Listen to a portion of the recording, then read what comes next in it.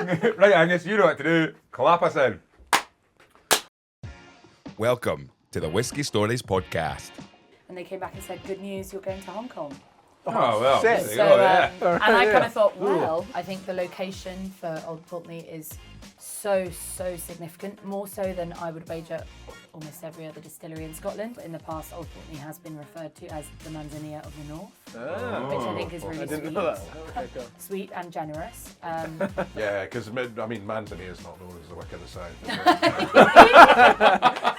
But it should be. Welcome along to the Whisky Stories podcast. Myself, Graham Kilgar. We are back in the Athletic Arms, back in the Diggers Dungeon, and we are sandwiched nicely underneath the gents' toilets and the bar upstairs. Angus, how are you? I'm very good, thank you. I've got dram in one hand, water in the other, so... That's exactly it. You're combining the two of them. You're being responsible. Being responsible, Absolutely. yeah. Chuck, how are you? I'm alright, man. Yeah. I feel like I should have more planned to say at this point when you ask me that question, but I just have You just haven't. panic every single time. Thanks. That's it. That's who he is Mr. That's what he is. You get what you say. He's cask strength Chuck. I'm exhausted about being myself. Yeah. Single cask Chuck. Single cask Chuck. Nothing added. No filtration. There's no blood talk. Yeah. Yeah. But we are joined, Angus. I'm excited about this, Angus, because a couple of weeks ago we had Ross on the podcast, Timothy Walker. Yes. Tim was great, brilliant, brought a lot of lovely drams. It was a great episode, Yeah. and thanks for all the feedback on that. But we mentioned that bar at that hotel on Princess Street that Ross is the manager of. Mm-hmm. Too many times. Too many times, mentioned it too much. You know, so that bar... So we're getting the mentions out the way early on Well, we this mentioned podcast, it once and that's it, right? So that bar at the Balmoral, at that hotel, that you Ross- ruined it now. that Ross manages. We were at a tasting through the master, Yes. the club membership that we go along to, and you were Flora Outram. Flora was hosting us. And I knew that we'd already booked Flora to come onto the podcast, so it was great to actually see Flora delivering a tasting for Old Pulteney. Yeah. And With plenty of time to cancel. yes, well, no, we would never do that because we knew you would probably bring drams along with you. True. But Flora Outram, welcome along to the Whisky Stories podcast. How are you? Thank you. I'm so well, thank you. I can't believe I'm in the engine room of the Diggers. Yeah, this is it. This is is where all the where the magic magic literally engine happens. happens. Yeah. This is it. Quite remarkable. Yeah, and it's great to have you here. And like I was just saying, that tasting that we're at, it's up there. I'd say it's in the top 3. I would say for tastings. It was an excellent tasting. Thank you. And what was your highlight of the evening, Graham? I'm trying to think back now. There was. It was the second dram that was on the lineup was actually Yes. my favourite of the night. I think that was the one we went for. I can't. It's It gone. was a single cask bourbon. Single Single cask cask bourbon. bourbon. Yeah. 14 years. Because you Yeah, came on that's right. and you had a single cask of bourbon, you had a single cask from sherry. Started with a French oak distillery exclusive. That's right. Bourbon and sherry, single casks around 14 14, years yeah. each. Yeah. Then there was some pretty. I mean, the 1989 one at the end. Yeah. Year of our birth, Angus. So of course it was going to be absolutely, yeah. it was going to be a cracking bit of liquid. It was only good stuff happened in 1989. I think Yeah, Berlin Wall absolutely. came Berlin out. Wall came down. Big year. There's actually Yeah. quite a lot of bad stuff that happened, but I just had to kind of... But the Whisky Stories podcast was effectively born Yeah. in Oh, right, 1989 there you because go. that's where Angus and There I you go. were. Yeah. Well, that was it. We were just little babies. Because I was born very close to the Berlin Wall coming down, only 2 or 3 weeks later. Apparently, my dad once revealed I it. thought you meant like... No. East or West. I came out, the Cold War finished. No. My dad did say he did think about putting Berlin as a middle name for me, and I was a bit like, ooh, Angus dodged Berlin a Shepherd. dodged a bullet there. That's what I'm saying. But we talked because you're now let me get this right. You're the European brand ambassador for International Beverage. Correct. Now, Perfect. International Beverage just sounds like a beverage company that Operates internationally. operates internationally. Ding ding. Absolutely, and we've already had Stuart The Baxter. run seal of of whiskey companies. They do exactly what they say on the tin. It's not untrue. But we already had Stuart Barley Baxter on the podcast. Who also gets a lot of mentions, by the way. He does. I've listened along. He A lot does. of mentions. He gave us a really good insight. He was he's an award-winning brand ambassador. He sold us Speyburn. He really did. We went up to Speyburn, and I think we had him on about this time last year. Okay. And he waxed lyrical about Speyburn as a distillery. We talked a lot about Speyburn, the drum maltings, warm tubs, etc., etc. And when we had a wee opportunity in the summers to go up to, it was like top of the list of where we're going. It was actually not frustrating. In hindsight, it wasn't frustrating, but I remember leaving that podcast and being like, these guys have access to so much whiskey, while big distilleries, and with the greatest respect to Speyburn, it was a bit like we spent a lot of time talking about Speyburn when we could have been talking about some of the other brands. But then it worked out so much better because I didn't know a single thing about Speyburn before we got speaking on that episode, and now I could tell you all the stuff about it with the drum maltings because we took the trip up there, and it worked out really, really well. So then it's like, okay, International Beverage, talk us through the portfolio of whiskey that you guys have at your disposal there. Okay. More than just whiskey. Yes. International Beverage. Well, of course.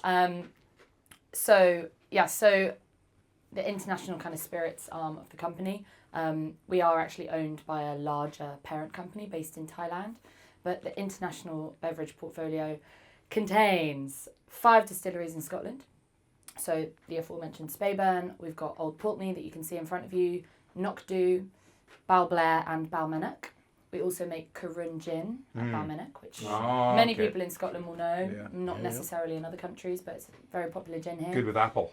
Very good. Oh, yeah, nice slice slice of apple. I've never had it with Well apple. done. You've got red apple as the garnish. Isn't it? Well done, guys. You've worked in bars. Yeah. And beyond that, we also own a cognac house in France. We have a beautiful distillery in New Zealand, which produces whiskey, vodka, gin, and liqueurs. And we have a number of distilleries in Thailand which produce whiskey and rum. When Stuart Baxter was on, he brought a the New Zealand the New Zealand vodka. Cardrona. Cardrona. Oh, yeah, So the I was going to Reed say he Corona, brought- but I knew that was No, wrong. well- Cardrona. Yeah, There was an extra vowel in there. Yeah. Yeah, he brought the Reed vodka, which is really, really That's special. it. Yeah. Depending that on was how this special. conversation goes, I might have some Cardrona whiskey in my bag today as well. Wow, if we behave ourselves, then yes, we'll get a treat at the end. But because so when Angus and I were discussing when you're coming on the podcast, it's hard when you do have somebody, a brand ambassador like yourself, who comes on that works for a brand that has such a multitude of hats to wear, and we'll talk about that as well, about how difficult or how fun it is to be able to do that. But we also said we wanted to hone in, and one of the distilleries that we really wanted to hone in on was Old Pulteney. Yeah. Because hearing what you were talking about, or how you spoke about Old Pulteney that night at the tasting was absolutely fantastic. Old Pulteney has been something that's popped up on the podcast quite a lot. It has, What 3 grams? Like licking a pretzel. There you go, like a licking a pretzel. pretzel. That was it. Absolutely. Yeah, that Rings was in it. my ears. Yeah. And so that was Angus's tasting note there. It was, yeah. At the time, you said it's probably the taught most you credible well, thing man. you've ever said. It probably still is, yeah. But there's other distilleries which I want to cover. But at the same time, Pulteney 17 was a big thing on the podcast. So a lot of people's 3 grams.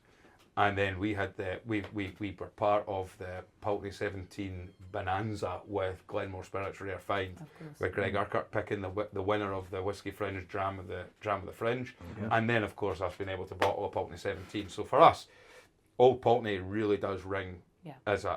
So we want to look at that, but we also want to talk about some of the other stuff they're doing. But first of all, how did you get yourself into whiskey? Oof. Well, I mean, as I kind of always say, I've actually only been in the whiskey industry less than 3 years. So if I was a cask of whiskey in a warehouse, I actually couldn't be called Scotch whiskey yet. Neither could we. No, well that's it. We've been in the That's we've been true. even less. That's true. So I kind of weaved around a bit in my early 20s. I wasn't entirely sure which way I wanted to go.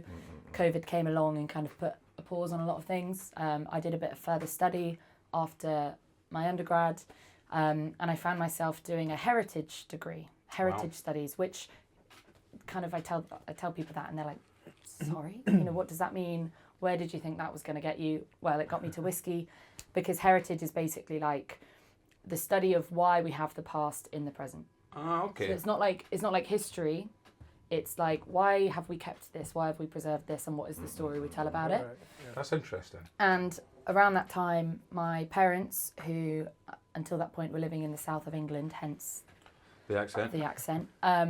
they retired and they moved up to Speyside, of all places. Basically put a pin in the map. They knew they wanted to be in I was Scotland. lucky. Yeah, unbelievable, because their decision to move there then kind of diverted my life course, And I was living with them temporarily after uni, and you guys know it. You walk down the street, you walk into a pub, and you're just, oh, there's someone who works in whiskey. Oh, there's another distillery. Was whiskey on your radar before this at all? Yes. So my mum's family's all Scottish, and I've spent a lot of time. I grew up going on holiday on the west coast of Scotland. My grandfather was a big whiskey drinker, though it didn't serve him very well. But whiskey has always kind of been there, but as something that you bring out when you're on holiday in Scotland, maybe something at Christmas. I knew about it. I never really drank it. But I was at home and I went to the pub. We tend to go to the Fiddick side in Craigellachie, if you know it. Oh yeah. Tiny, a room about this big. Yeah. On the bend near the bridge, just as you're leaving Craigellachie. Very brilliant, very, very basic pub. A couple of taps, a few whiskies, great chat. Is this just down the road from the Highlander, as it were? Yeah, basically. Really? If you take a left out the Highlander. See, we didn't get beyond the Highlander in That's Craigellachie. what I realised going up. I can't believe there's a third pub that we didn't even get a chance to go to. I'll take you guys there at some point. It's a special place. But it's because it's a room like this size, you talk to everyone who's in there. Yeah. So I think I was writing my dissertation actually at the time, or I just finished it. And because I was studying heritage, my thesis was on like Canadian heritage. Okay. I'd zoned in on something there. And I walk into the pub and one of the 5 people in the room is this clearly Canadian guy wearing a Blue Jays cap. Right. Okay. And I started chatting to him. And he said, I used to work for National Parks Canada. I used to work in Canadian Heritage. I thought, amazing, sit down, let me take notes. And then I said, anyway, what do you do now? And he said, I'm the head archivist for Chivas Brothers Whisky Company. Oh, wow. And my brain just went, what the hell? Yeah. You can do like the history heritage thing, but also work in the whiskey industry. And he told me about the Chivas Brothers graduate program, which you will have heard of. It's a 2-year program. You apply. If you get in, they train you up to be a brand ambassador and they send you to some market in the world. So I applied and I got it, and that set me on my course. So I think you're the third person to have been on that. So we had There were lots of us around. Stuart Baxter, and then it was Fraser Morrison. Well, I met up. I don't know if you knew this, but I was actually over in India. You were in India, really? When was this? I must have missed this completely. Yeah, so Fraser and I caught up, and so he's on that at the moment. So shout out to Fraser because he's actually in the top percentile of our listenership. Poor guy. So Fraser, if you're listening, hi, and just get yourself the house.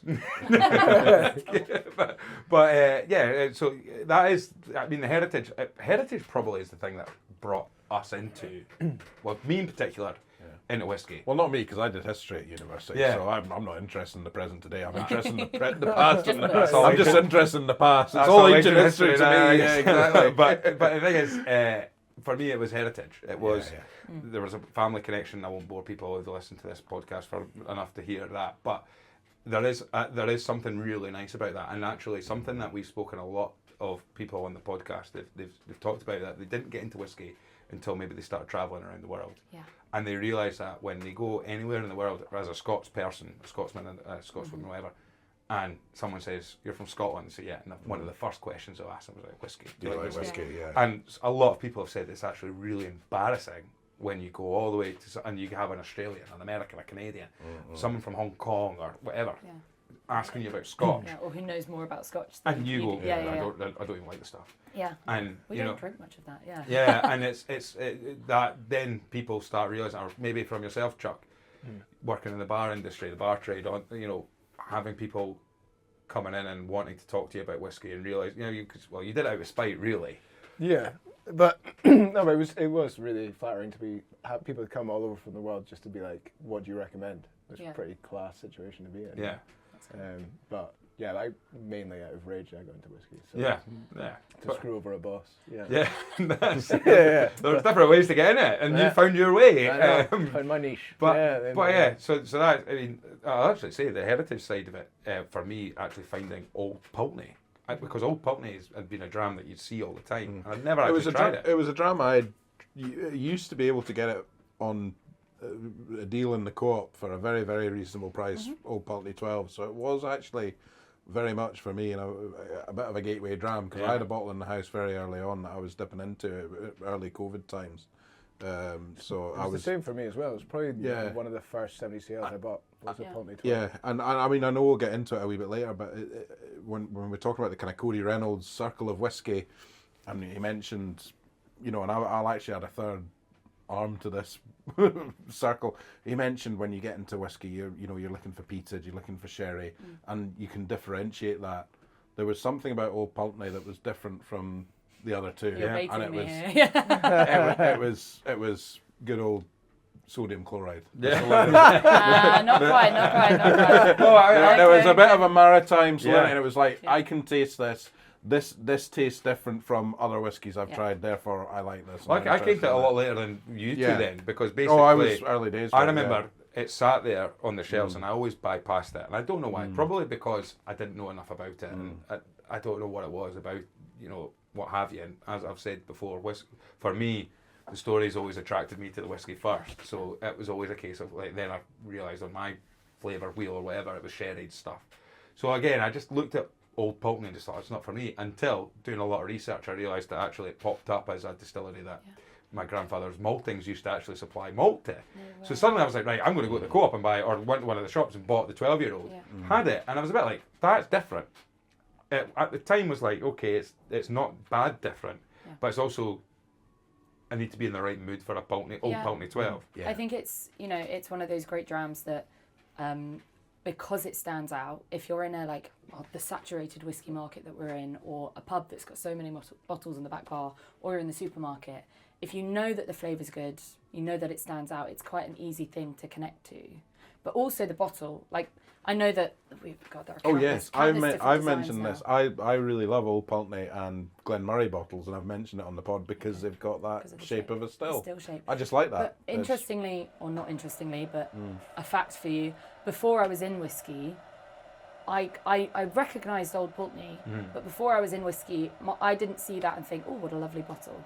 I would kind of skim over it. I think I listened to one of the earlier episodes and you said something about Glen Scotia and how the bottle had never particularly attracted you originally. And that's kind of how I felt about Old Pulteney at first. And then as soon as I got into the industry, realised kind of all the different niches about the spirit, the different ways in which different companies show up, it was just suddenly like this beacon of more interest.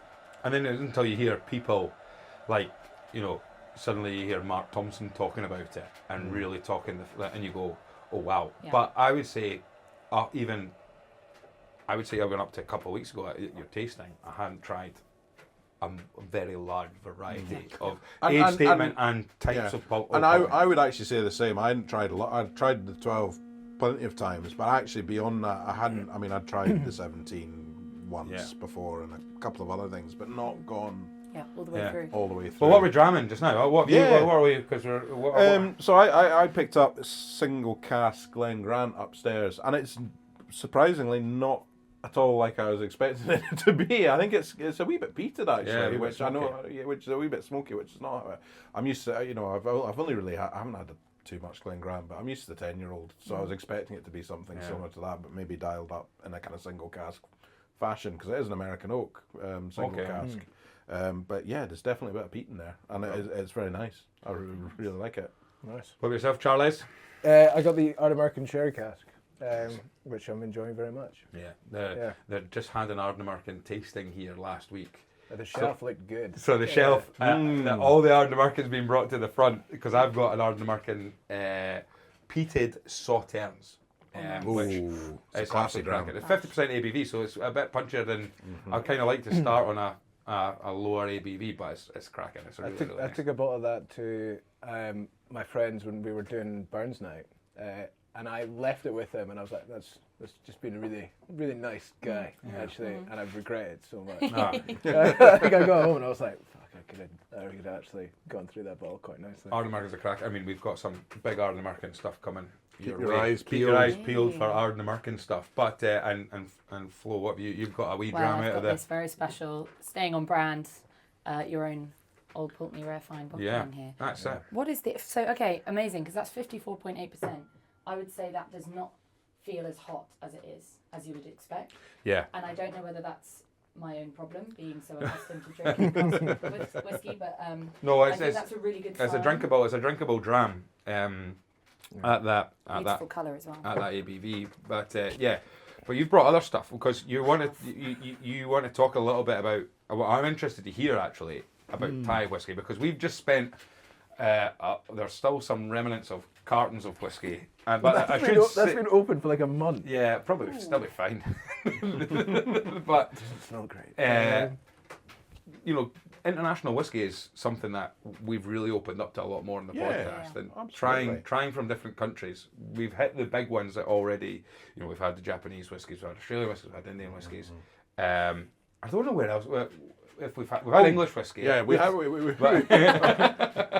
were trying some more of that. You remember you brought in some Bakery Hill ages ago? Yeah, that's Melbourne based. Yeah, So that was cool. Graham still Australia had some samples of that. We went on a little excursion Oh, yeah? in our cracking. non-podcast Great live, stuff. and I was tucking into that peated Bakery Hill and absolutely enjoying every Yeah, sip. that was really cracking. Those drum. are really cool, and that's probably some of the last stock still using Aberdeenshire based peat. They've moved- Oh yeah, because it's closing down, isn't it? No, they've moved. Bakery Hill have moved from using Aberdeenshire peat. Yeah, they're using New Zealand peat now instead. Oh, really? Yeah, so they're trying to figure out how the flavour profile will change from that, which I thought was super, super cool. I hadn't really thought about. It is cool. Yeah, I hadn't That's thought- Southern actually Hemisphere that is a peat. really interesting link because I've brought you the first Prakan expression today, which is our Thai whiskey. Okay. We do have two others. There's a sherry cask and there's a peated expression, and that peated expression uses Aberdeenshire peat. Oh, there we go. Yeah. So this is Prakan whiskey then. So shall we get Yes. some Yeah, glasses? let's let's try try this. whiskey. So, I mean, I wanted to start with this one because it's a bit more of a lighter, more of a kind of breakfast whiskey style. Yeah, but good. obviously, you've all had other drams already, so whatever. Yeah. Just Maybe pretend it's this a brunch is- whiskey. It's a brunch whiskey. It's the first time I'm trying whiskey Thai from whiskey. Thailand. Yeah. Yeah. The thing that's, I don't think I've tried it at the all. thing to remember, if you remember anything about this podcast, is that Prakan is the first Thai single malt whiskey, Is that right? All which right. we're okay. very, very proud of. So when was How the big distillery? am I doing these? Yeah, well, I mean, Oh, it's that's big, fine, Yeah, man. that's big, yeah. Okay, Ross so- isn't on the podcast, so No. we're going to be okay. When was the distillery founded then? Is it been So going for a it long was. time? It started operating in 2018. Thank you very Okay. much. And the first whiskies were released in 2024. Thank you. All right, that's quite well. So we launched in Asia first. I think it was Japan in 2024, and then we launched in the UK and in Europe in 2025. So pretty much just as I joined this company, Prakan was going out onto shelves. Wow. So it was a really big thing for me this summer. Well, just lean over and put that down. Well, Sawadi Ka or Sawadi Sawadee Ka ka. to our Chutney. Thai. Yeah, Chutney. Chutney, is that what you say? Thai. Is there a Chutney. Chutney. Is there a Thai for? Is that cheers? Or, It is. There are Chutney. like 20 ways of saying cheers, but that's Ah. the one we'll go for. There we go. There we are. Chuck D, there we go. Because, so when you got there, very nice. When you got your job Indeed, yeah. with the Chivas guys in the graduate program, then you were sent. Where were you sent to, or where did you go? It's not a case of you get a stamp. Sent away. You're away. Away you go. You've got to spend 2 years. We won't see you again. You come back Yeah, battle yeah. scarred. And do you get much of a say in where you go, or is it literally Yes you, and get, no. you get there's a form posted on the Yes wall and and you no. see where you're posted to? So when sort you of thing? apply, you kind of give an indication of Yeah. where you'd like to go. But And it I kind suspect of I suspect if you've got kind of foreign language skills, Exactly. etc. so it has to be founded in either you've lived in this place, you have a network, maybe you've worked there before, or you speak a language. So I speak a little bit of Italian because I was an au pair in Italy for a few months. All right. And I just had this idea of, I'm going to go back to Italy and be the whiskey girl, and my Italian will become perfect, and I'll travel all around. It'll be amazing, beach parties in the summer. And they said, well, do you have a European passport? And I said, no. They were like, well, have you heard of Brexit? You won't be going to Oh, Europe. what's that? And so they said, don't worry, well, they didn't say don't worry, they just went away and I wasn't sure what would happen. And they came back and said, good news, you're going to Hong Kong. Oh well. Sick. There you So, go, yeah. and I kind of thought, well, that's a good backup. I never would have considered living in Hong What Kong. are we going to do with this but bloody Vespa? very different style over there. But yeah, so I went out. I mean, I'd been to Asia a couple of times before, but kind of as a late teenager backpacking, you know, Sure. very different style of things. And yeah, within 2 months, I was on a plane to Hong Kong Wow. with a few suitcases, and I think I landed on the Saturday afternoon, and I started in the Hong Kong office on the Monday morning. Jeez, Man, well, there you Hong go. Kong's So, and then was that purely based out of Hong Kong, or were you all over that sort of part of the continent? So I actually had the kind of this slightly strange job within the Chivas Brothers program. So they kind of hire a load of people each year, and they tend to send you out to the normal markets. So there's always people in Latin America, There's always people in Thailand. Maybe you're lucky and you get to go to Australia or whatever. And then there's always one person each year or every 2 years who is chosen to do the travel retail position.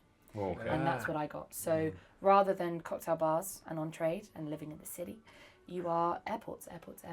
Really? So you fly in and fly in, you you've do a already training in arrived the at the place airport, you need to you get stay to in an anyway. airport hotel. All right. But listen, sorry, I shouldn't start that way. It was the most, I was there for a year. It was the most incredible year of my life, the most unbelievable experience, amazing kickstart to my career in the industry. But yeah, it was a lot. But it should be said, East Asia does have some pretty special. Hong airports. Kong, yeah. Hong Kong, what a city as well. Yeah. It's amazing. It is the most incredible. Did you have a favourite airport? It's a really good question. Probably actually Hong Kong Airport. Oh, yeah. Most people say Changi in Singapore, but I spent so many hours inside that place, not seeing daylight. Yeah. I'd never want to go. Great food, though. Right, yeah, in fair. Changi. Yeah. So I'd say Seoul as well is a good airport. Incheon, Incheon. yeah. that's a nice airport. there we go. Airport Stories podcast. Airport knowledge. But Hello, guys. and when you're going in, Yeah. when you're going into these places, then because you're a brand ambassador. So I picture a brand ambassador as they go out and they're delivering tastings to groups of people Yep. for the brands, but also a big part of the brand ambassador job is also actually delivering training to staff. Yeah. So was that more on the trainings? Because I can't imagine people are arriving going, "Oh look, there's a tasting. Yeah, we should sign up exactly. to it." I mean, it's very. That would be great, though, if you're It would be. Imagine. away and it's like, well, I've got 2 hours for my flight. Oh, wait, Yeah. there's a whiskey there's tasting. masterclass going on. Yeah, that'd be great. Yeah, no, you're bang on. It was the vast majority of my time was giving airport staff training on how to sell our Really? products, Sure. which is necessary, and I worked hard to do it really well. And I have a bit of a background in education, so I was like, I can do this, I can make a difference. But ultimately, it was rinse and repeat, same decks, same trainings, and almost always through a translator, Ah, that's Which- interesting. which is amazing. I mean, translators are, I don't know how they do it. It's the most incredible skill, and they were all so grateful that I have an English accent. Yeah, I suppose. But it meant that, I love talking to people. The reason I wanted to be in this industry is because it's fun, it's social, you network, you communicate. And pretty much for the whole year, like, my ability to connect with people was just stunted by the fact that I don't speak Asian languages. Yeah. But they told me when they sent me out, no, it's English, don't worry, you don't need to speak any other language. Yeah. But actually it would have been so valuable. So you know how sometimes when people go away for a wee while and they come back and they've got a little bit of a twang in their accent and stuff like that.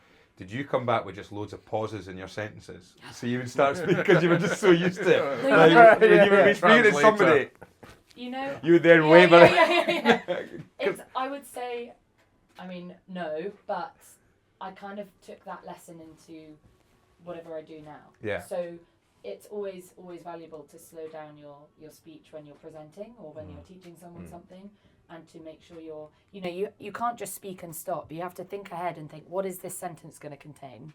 And then not like repeat yourself or not contradict yourself. So it was a really good training in just general public speaking. Yeah. But I could have been out there for 2 years. And sometimes I think, why did I choose to leave Hong Kong? When it's February in Scotland and it's freezing and I'm driving to Airdrie to the office. Wonderful Airdrie. Go Sorry, Airdrie. no shade. Sometimes I think, Alright. I can't believe I left Airdrie. that. But actually, the job itself was an amazing opportunity, but it wasn't going anywhere for me. No. There was no step up, there was no next step. And, I wasn't coming at it as a pure graduate. I wasn't like 21 on this scheme. I was 26 when I was there. And I wanted to make sure that my next step was going to be building. And that's, I suppose, from a graduate programme, that's what they're all about. The graduate programme is a case of it's the entry level into a particular environment or a career that you want to move on from. But it's a great one. And, Fraser Morrison did talk up a lot, saying what they do for so many people to get themselves sort of passionate about it and what you have to go through to become that candidate that then gets to go through. So it's fantastic. Totally. So tell us a little bit more about this dram that we're drinking then, because it's very, very Now that tasty. we've got the Asia link. Yeah. So Prakan, the first Thai single malt, we're very, very proud of it. We started producing in 2018. The distillery is located in the northwestern part of Thailand, so sort of halfway between Bangkok and Chiang Mai, in the Western Forest Complex. So it's a very, very lush area, very verdant. slightly cooler temperatures than what you might usually associate with Thailand, but still. Nice. And I suspect that was a specific decision. Yes, I mean, it's still mental hot. I'm sure. Yeah. But the main decision for building it there was twofold. It's the heritage of the place, which I'll talk about in a moment, and the unbelievably pure ground source mineral water, Right, which is our okay. water source. It all comes from kind of 200 to 400 meters Oh, wow. deep in the ground. It's filtered through the rock. It has quite a high pH level, which yields a lot of fruitiness during fermentation. And Prakan, the name means fortress, or loosely can translate as fortress. I don't speak Thai, but there's a connection there. It is located in a region called Kampang Phet, which is a kind of ancient fortified city. So the city is now in ruins. It's more of an archaeological site, but we're sort of within the region of Kampang Phet. And this was a really important city back in the kind of 13th century in Thailand. A very city of education and learning and trade, and a really kind of a sign of sort of elevated culture in the country.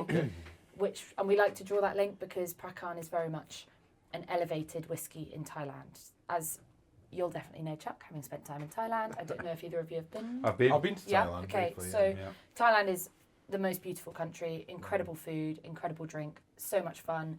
You know, the aromas there are just powerful and beautiful. But the spirits they produce in Thailand aren't necessarily the kind you would find on the international market. if I put it that No, way. I mean, I think this is probably. I'm trying to think if there's anything else from Thailand that I've had to drink, even when I was out there. Like, I suppose it was probably like a Thai rum or maybe something like that. Yeah. And it was probably like sugarcane style type thing. Yeah. I was going to ask, what is the sort of? Is it malted? It's bar- malted barley. Really? So it's malted barley, water, and yeast. We have effectively followed all of the rules set by the SWA. Oh, really? Effectively, we're not. Where does the barley come from? Barley comes from Scotland. Barley is Really? from Scotland. It From Fife. No, it does. It's Wow. it's Scotch barley. The climate in Thailand is not exactly. No, I was gonna set say, up. No, I was going to say I can't imagine yeah. that barley would No, be able to cultivate exactly, it in Thailand. exactly. yeah. So what we've really done with Prakan is we've taken the kind of the expertise from different arms of our business, right? So it's a Thai business, you know, at the top level, with a deep Thai heritage and lots of expertise in distilling. I mean, in Thailand you can find a whole host of different spirits: white spirits, brown spirits, spiced, sugarcane based, Yeah. you know, rice based. So many. There's a huge amount of expertise in terms of distilling, Yeah. but Scotch whisky is still considered Yeah. at this level. It's still considered the more elevated Yeah. product. And since we as a company have this arm of International Beverage, which owns 5 beautiful distilleries in Scotland, effectively we sent our distillery team from Thailand over to Scotland to study the kind of traditional Scotch that's whisky really cool. ways of making whisky, Yeah. and then brought that knowledge back to Thailand, but very much are driven by their own local kind of expertise in managing the effects of the climate, because the heat is quite Sure. The climate's Extreme. probably the thing I'm probably really interested in for maturation purposes, because Yeah. you said you started in 2018, Yeah. first product release 2024, so 6 you years. do the maths, yeah. Yeah. Yeah. We don't. All of the whiskies from Prakan are non-age statements. Yeah, so which would I'm make not going to sense. nod or shake my head, but But I mean, I you think can. No, the only thing I can compare it to, like maturation wise, would be like Kavalan and stuff from Taiwan, Yeah. and they're working on crazy rates of Yeah. rates of evaporation. Oh yeah. So there are ways we manage it. Okay. So yeah, all of our products are non-age statement. They're going to be up to 6 years old, let's say. In this part of Thailand, as I've said, it is a slightly cooler environment compared to the south, compared to Bangkok region. But the main thing we do to manage the climate is our warehouses are dug 4 meters into the ground. Yeah. Yeah. All right, Yeah. okay. So we effectively, they're big, they're kind of large scale warehouses, but they almost are able to produce a dunnagey feeling Yeah. Yeah. in the lower levels by being deep in the earth, and there's Nice. earthen roofs as well. Cool.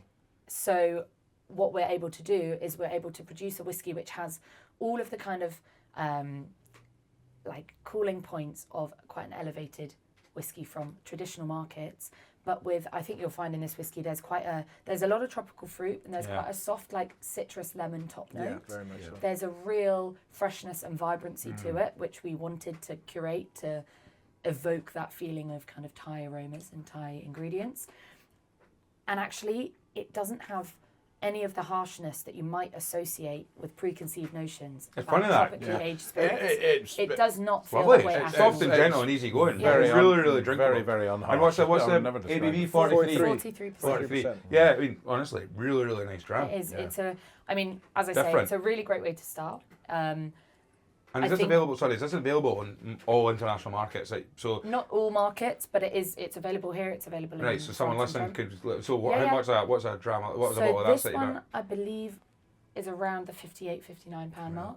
It's We very- then have a peated, lightly peated expression, which goes up to more like, I'm sorry to my sales team for what I'm about to say. I think it's about early to mid 60s, and then we have a double matured. So this is refill bourbon. Yeah. We also have a bourbon and sherry matured expression, which is a little bit more expensive. It's funny because you go back in time, I guess, to a time when I would have been guilty of it. A lot of people who probably still listen to the podcast as well, who maybe there'll be some people who turn their nose up a little bit at international whiskey or different whiskies from different countries. Yeah. I've really tried hard to. There would have been a time I would have done that Yeah. as well. Yeah, Yeah. yeah. And But Me and too. the thing is, you can say, "Oh, this is Thai whiskey," and people will instantly, "Oh, I'm not drinking that'll be." But actually, It's really summer. you can summer put that in whiskey. front of somebody, It's and they can say, Yeah. "Try that," and it would be difficult to say that's rubbish. That's not nice. You might go, not Not much. for me. There's or- not, you know, yeah, it's there's it's not much to it. There's not major complaint, but that's a good sign as well, Yeah, yeah. because actually it's a very drinkable Yeah. dram. It's not challenging as it's such. well is it? made. Yeah. It's got nice flavour. Yeah. It's easy. And then you just And go. I thi- by the way, they yeah. use Scotch barley, Yeah. and the, you know it's yeah. it's done. Well, this is what's to the nice Scotch. about it is everything you were saying, Flo. It may be produced with Scotch barley and to the kind of constraints of the SWA effectively, but it's got enough local character that it could never be something that you could produce in Scotland. Absolutely. You know, so Yeah, Absolutely. that's good. it's incredible, And I and think- it's wonderful to try these things. I'm glad you like it. Yeah, I mean, really when do. I first joined the company, I actually had some of those preconceived notions Yeah. too. And the more people I've introduced it to, I almost never get negativity No, about I mean, it. it's a very. I'd actually really like to have tried the peated one as well, because it suddenly opens you up. Going, that's a distillery that you want to maybe look into a bit more. Yeah, yeah, It's totally. great. Yeah. But But I mean, and in all the, visibility is always the key, because I mean, if I'd seen Pecan, without hearing that story about it, what it is, what it does, I could have looked at that bottle and gone, maybe Yeah. not bother with trying that. I'll try something else. But now, if I see another Pecan, if I see a peated Pecan on Yeah, the yeah. shelf, somewhere, I might go special offer at oh, Morrison's. Oh, Yeah, yeah, yeah. I like to try that. Yeah, and that's the key thing. And about when these you're things, doing, isn't because it? you're brand ambassador, so we'll talk Yeah. about the brand ambassador role that you're in now. So European brand ambassador, and obviously this is part of the whiskey that you'll be covering. For sure. Does that come out regularly when you're doing your brand ambassador roles? We mentioned about the tasting that you did. It was purely Old Pulteney. When you travel around and do your brand ambassador jobs around Europe, are you pulling the whole lot out of the, or are you doing specific? Like, will you come out and go Balblair, No. Old Pulteney, Spring, It Speyburn, went nice. Agnock, and Balmenic. Knock Do? Is it Knock Knock Do? Do. Knock Do. Sorry. Well, no, it's Anok. Anok. Is the brand. Right, Yeah. Anok, and Yeah. well, I've done all right there, eh? Done all right. I've done You've all done, right. done very pretty well. good. You've done very, very Well, well. Anok does really well in France, doesn't it? Is it like Its main market is actually Scandinavia. Ah, right, okay. Big in 'Cause Scandinavia. I remember when I was traveling around a bit, I remember like going into bars and like seeing Anok 18, and I'd be like, all right, there's like 3 whiskies in this Yeah. bar, and Yeah. Anok 18. It's not what you thought It you is would say. amazing. Yeah, It is yeah. amazing Which to is see So, that. so is it more honed in then? Yeah, I mean, people can do it however they want to, right? People have a different style. In International Beverage, we have a fairly small ambassador team. We have the aforementioned Barley Baxter, who is my boss. He's the global manager of education and experience now. You know, he won that award and he was like, cool, done it. Take me up a notch. Wow. I'm joking. Just unpacked his suitcase. Yeah. There you go. But it was great. Sorry, what 'cause did he it is win? great. What was the actual I official? think it was like best international brand ambassador. And by the way, he won that about 2 weeks before I joined the company, which was incredibly daunting. Yeah. Right, yeah. Can you imagine? Does he walk about with a wee medal at the office? If anything, it just got a speaks, if anything, it just sack speaks to the the whole time, caliber yeah. of guests we get on this podcast, Yeah, Graham. quite right. Yeah, that's exactly. Does he have a mug with it on the title and everything like that? Does No, he? he's very humble. No, he's got Very someone humble. who just Look, he's stands your next gaffer. to- We can slaughter him. He will be listening. He's Yeah. got a translator with him at all times. They just translate in different languages. Yeah. But aye. Yeah, I mean, so we've got a small team. So it's him up top and myself. We have a brand ambassador in Thailand, my colleague Paul, who's fantastic. He's been with the company for a long time. And we have a brand ambassador in New York, but he's a bit more specialised on the New Zealand portfolio. Okay. So it's a small team. So I cover Europe, but like, I can't be everywhere. No. I absolutely not just physically, but like for my health, I can't travel No, every single day, whatever. So in the company, we have to be quite strategic and quite targeted. So it's kind of a question of, right, is this an event that we need Flora to come and do? Is it a beautiful tasting at that place we were at a couple of weeks ago? The bar at the hotel. Yeah. Which in we're Prince not, Street, we're where not- Ross no, is yeah, a manager of. yeah. It's basically like, do we need a deeper level of storytelling, of education, and what brand are we going to hone in on? I don't mind doing a couple of brands, but I think every brand is distinct and deserves its time to shine. I mean, except for right now when I've got so many bottles in my bag.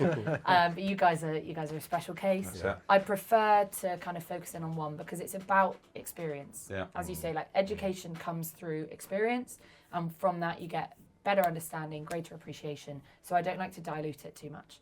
I was in the office yesterday doing a tasting for some clients that we work with, and they don't really know much about whiskey, and they just wanted to try loads of our brands, and they had like 10 whiskeys. Yeah, where do you on the brand on that front? Like, Yeah. because the thing is, all your distilleries that you have in your catalogue, there's so much difference between them all. Totally. So Which is great. yeah, it's great. But it means do. there's a space for each, right? Yeah. So it's like if I'm at a whiskey show, I'll have a stand for certain whiskies. Maybe we'll have Prakan, maybe we have Old Pulteney.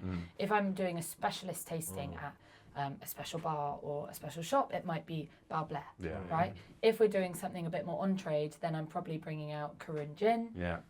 Maybe Anok. I think Anok has great space to play in the on trade. You know, so you can choose. Yeah. Choose your fighter and choose Well, your it's just location, like it's like you coming on this podcast. We had to make an active decision on it to say, we want to focus on one particular, or cover most but focus on one, because I mean we would need 2 or 3 episodes if we were to cover everything in the portfolio, because there's so many different things. But you mentioned about with the Thai whiskey there, a city in ruins and things like that, and Wick is. Nicely What a transition. Nicely done. Shout out there if they have podcasts in Wick. Shout out to them. Shout out to our dial-up listeners. Hello, Weakers. You're not welcome. anymore. I've driven. Annoyingly, I've been to Wick once, and actually, do you know? We didn't tell the story. Well, I did minister first aid to somebody in Wick on the way out of Wick. You know, if you're going north out of Wick, there's a hospital on the fast were you left-hand driving? side. So basically, we were doing the North Coast. An ex-current girlfriend of mine. We're doing the North Coast. just an ex-girlfriend. An ex-girlfriend. What's current about it? Yeah. Well, she's currently my ex. Oh, right. Former current girlfriend. Aye. Well, my current wife's not listening, but anyways, we were on the North Coast 500, and we decided we'll stop in Wick, and at the time, annoyingly, I was slightly into whiskey, but I wouldn't have been able to tell you the Old Pulteney distillery was in Wick. For sure.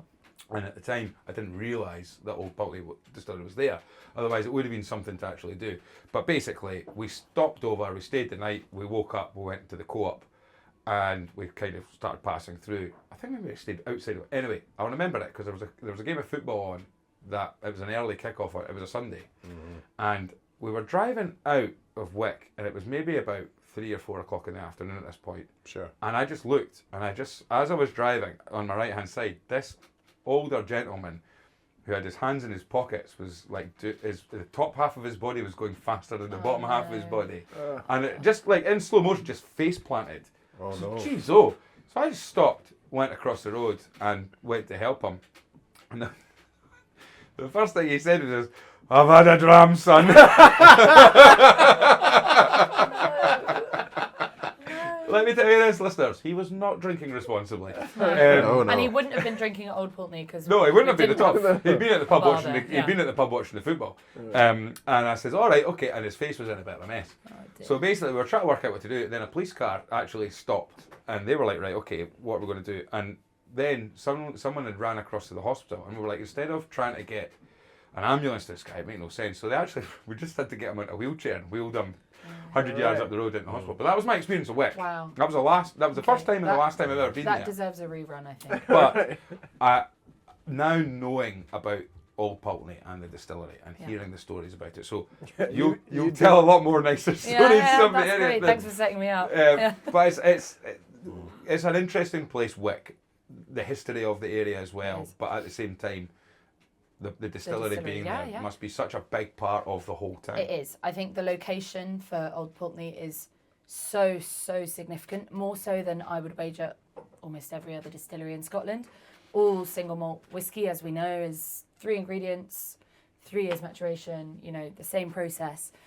And when you deal with things like wine or cognac or even agave spirits, like you can talk to a sense of place, Sure. because the soil that raw material is grown in has an impact on the resultant flavour.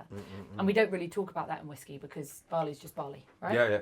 It's Apart about from Fife yield. barley. Fife barley is actually pretty decent. Or East Lothian barley. It's Rajasthan about barley. yield. Rajasthan barley. as well, yeah. Sorry. Let's not bring India into this.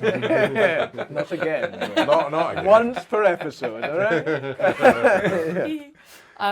But at Pulteney Distillery in Wick, the location has a really big impact on our whiskey because here it comes.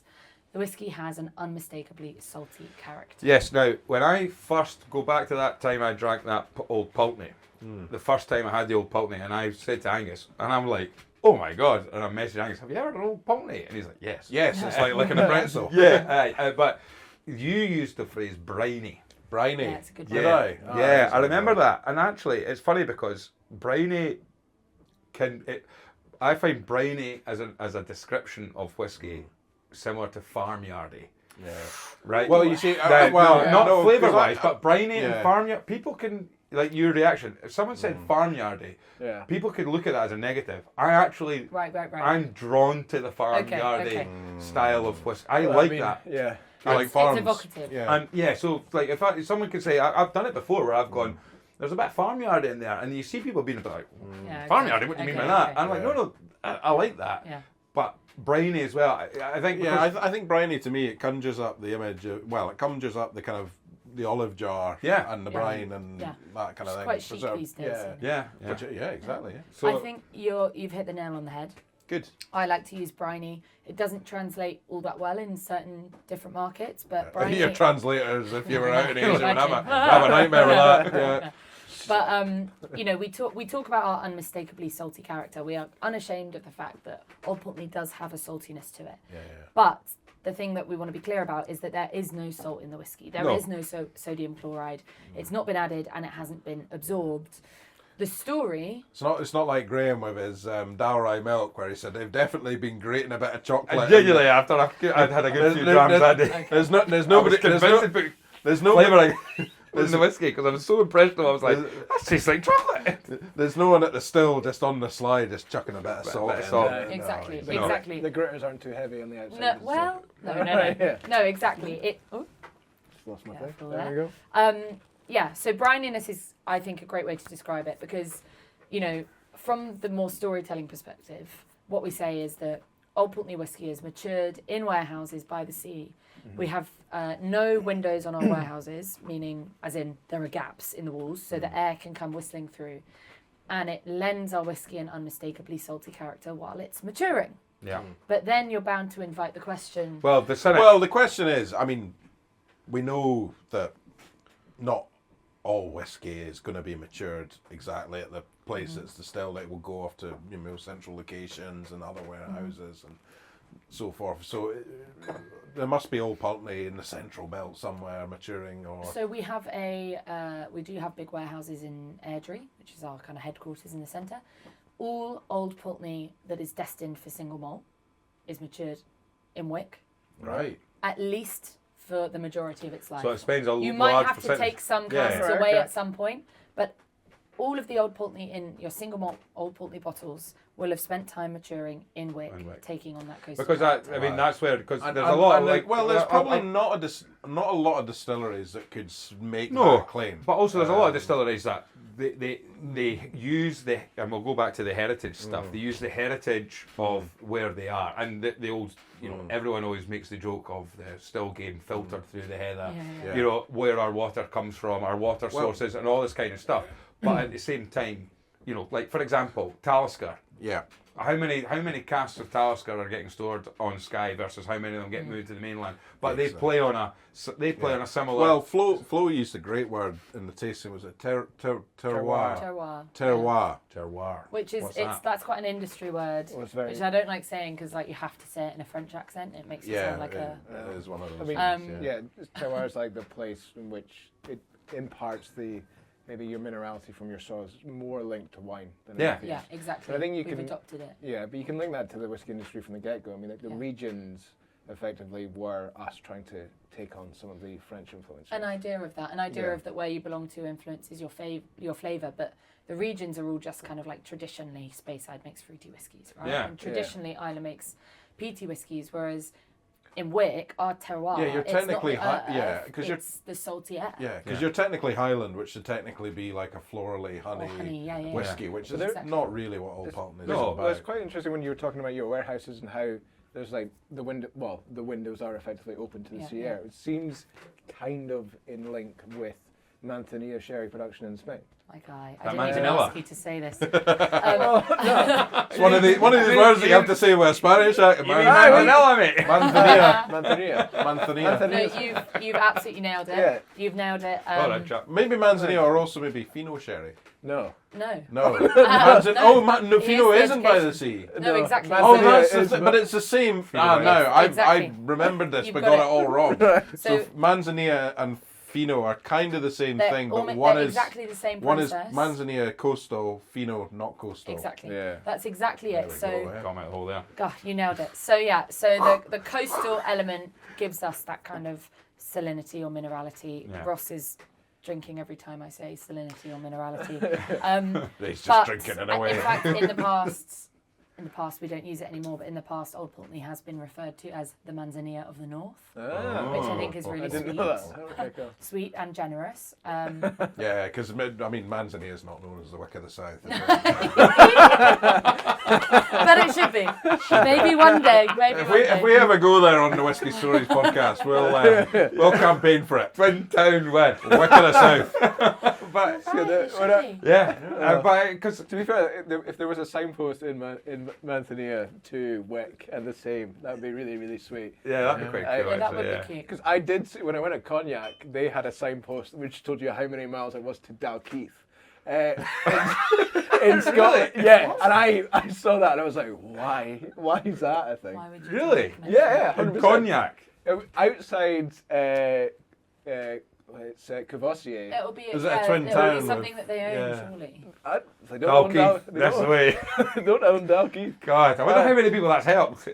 It more confused me than helped me, if I'm honest with you. Yeah, because I mean, look, I guess we've met. In fact, we talked about it not that long ago, and I can't use the phrase that was used on the podcast, but we met a couple from Wick. Thank you. When we were up in when we were up.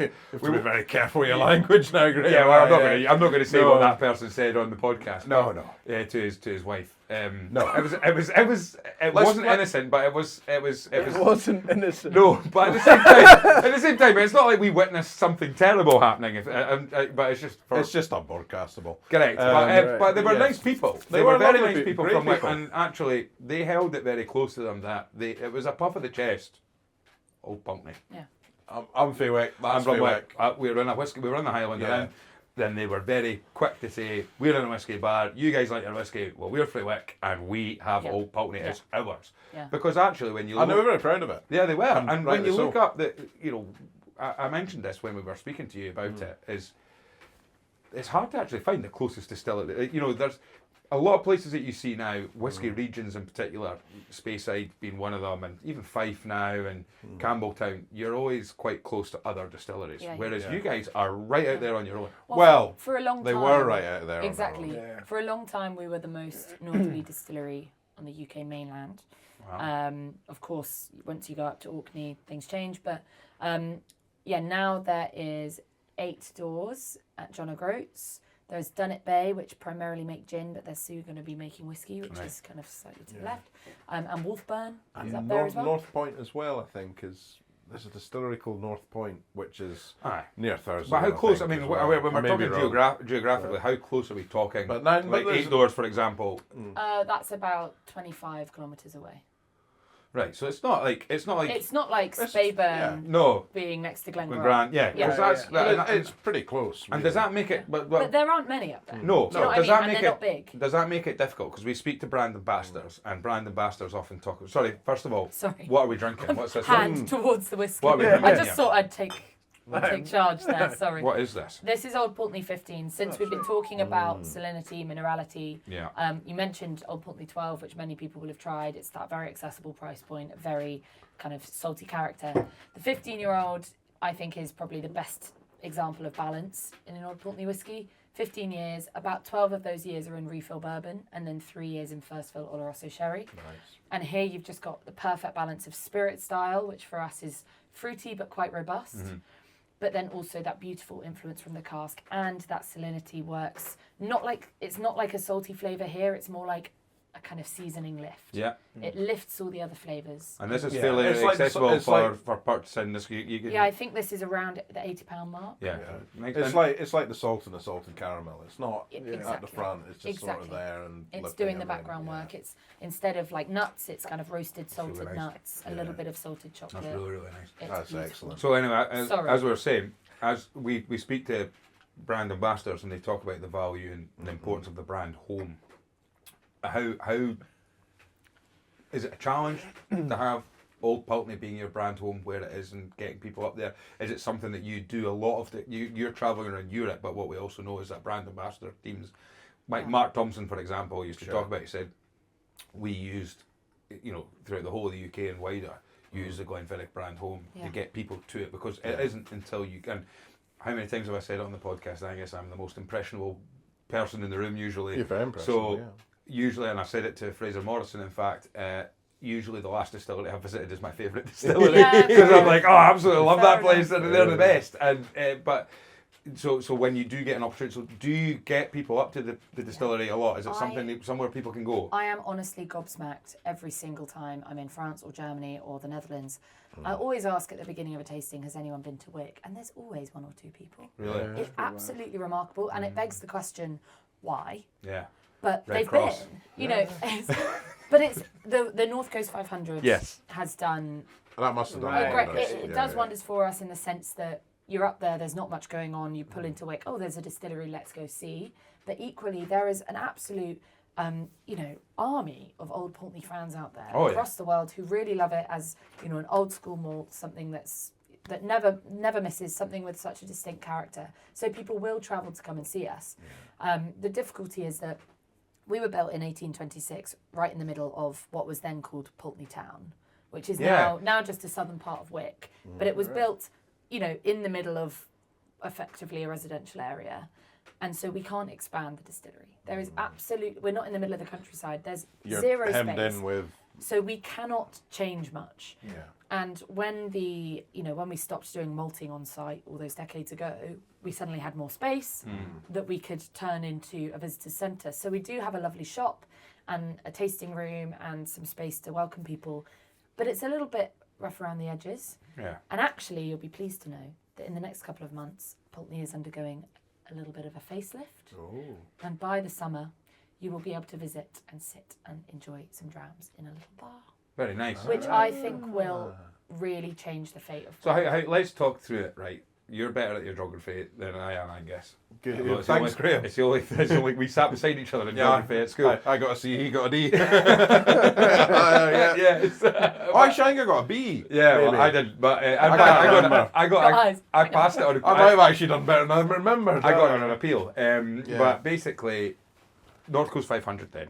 Yes. Right, talk us through, because basically the Where two we ways are. of doing it is you're starting out going up that neck of the woods, So or you're you're either- coming yeah. back down Yeah, that neck of the yeah. woods. I started, which is why, to be honest, you're like, let's get to John O'Groats. You went up the and east then take a left, and then down the west. Then you That's really probably start what to I'd go. do as well. Yeah. Yeah. But so what was a way of doing it? What is a way, if you were to say to us, right, Whiskey Stories podcast, well, would be a I- wee trip to Yeah. Pulteney Distillery. I Yeah. would say there's a second way you could do it, because Can I just ask, When- what are the roads like on the way to Wick? They're not bad. Windy. they're not bad, Coastal. honestly, because it's, Alright. I mean, after about it's the A9 obviously, and then we've been up to Dornoch.